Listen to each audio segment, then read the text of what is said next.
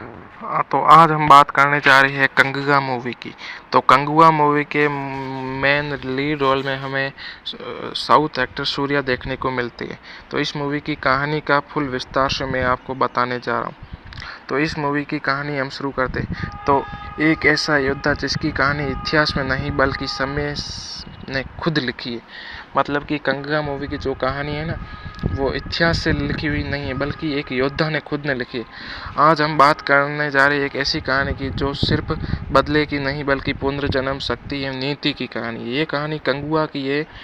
तो कंगुआ कहानी शुरू होती है 1000 साल पुराने एक आदिवासी साम्राज्य से।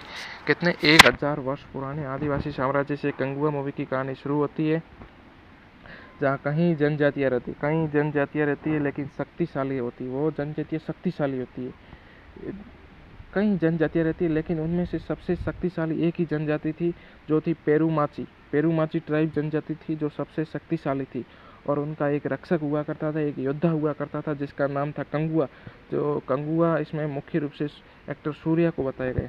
कंगुआ सिर्फ एक योद्धा नहीं था, वह अपने लोगों के लिए भगवान जैसा था। शेर जैसी उसमें ताकत थी, आँख जैसी उसकी आँखें थी, त्रिशूल जैसी बाणों जैसी उसकी आँखें थी। बाण कभी उसका चूकता नहीं था, जहाँ बाण मारता था वो उसको चीर के जाता था बाण सीधा। और दिल में सिर्फ एक वचन और अपनी जनजाति की रक्षा उसके लिए वो अपने संपूर्ण जीवन को लगा लेता है। लेकिन हर महान योद्धा की तरह उसका भी एक दुश्मन है। दूसरी जनजाति का राजा था उद्यान। वह सत्ता चाहता था। उसे पता है कि जब तक कंगुआ जिंदा है वह कभी जीत नहीं सकता था। और उद्यान इस मूवी में मुख्य रूप से बॉबी देओल उद्यान का किरदार निभा रही है। इसलिए इस युद्ध की ये युद्ध नहीं धोखा चुनता है।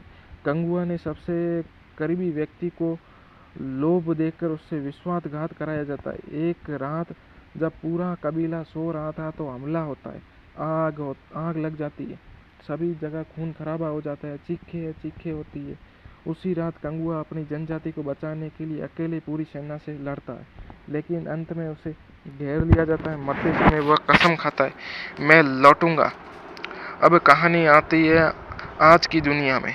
हम मिलते हैं एक युवक फर्नाइंस से। ये फर्नाइंस मतलब कंगुआ का दूसरा रोल है। कंगुआ मतलब कि सूर्या का दूसरा रोल है। ये दूसरे जीवन के बारे में बताया गया है, जिसका नाम फर्नाइंस।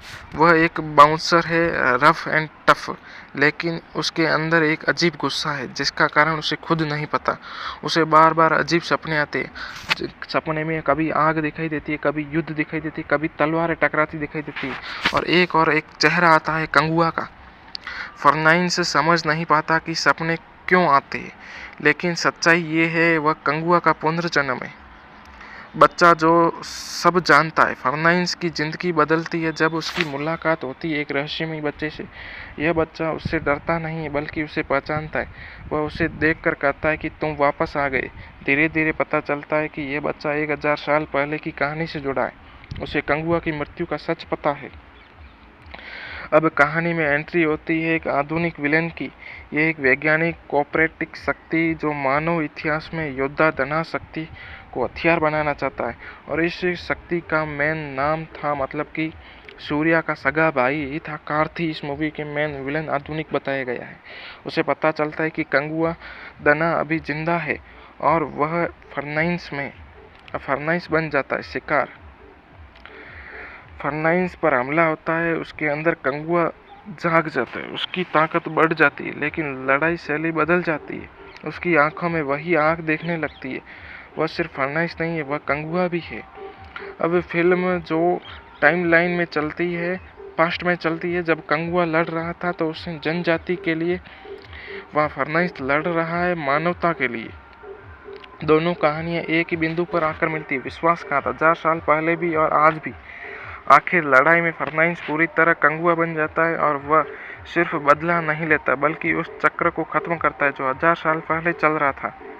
तभी फिल्म क्लाइमैक्स की ओर बढ़ती है। शरीर मर सकता है लेकिन वचन नहीं, समय बदल सकता है लेकिन नीति नहीं, और एक योद्धा कभी खत्म नहीं होता। कुछ कहानियाँ इतिहास में नहीं मिलती है, नहीं मिलती। कुछ कहानियाँ जो इतिहास में नहीं मिलती क्योंकि वह समय के पार लिखी गई है। और कंगुआ भी एक ऐसी ही कहानी है जो हमारे इतिहास में नहीं है लेकिन एक मनगढ़ंत कहानी है। तो इस मूवी की कहानी यही थी। तो इसके बाद कंगुआ की एक मूवी आई थी जिसका नाम था रेट्रो। वो भी ब्लॉकबस्टर हिट साबित हुई, लेकिन कंगुआ मूवी है जो 350 करोड़ के बजट में बनाई गई, जो बुरी तरह बॉक्स ऑफिस पर पिट गई, जिसने बॉक्स ऑफिस पर मात्र 56 करोड़ का कलेक्शन ही कर पाई। तो इस मूवी को तकरीबन 300 करोड़ का नुकसान झेलना पड़ा डायरेक्टर को। तो यही मूवी की फुल स्टोरी थी। आपको पसंद आई हो तो चैनल को लाइक करें, शेयर करें और सब्सक्राइब करें। धन्यवाद।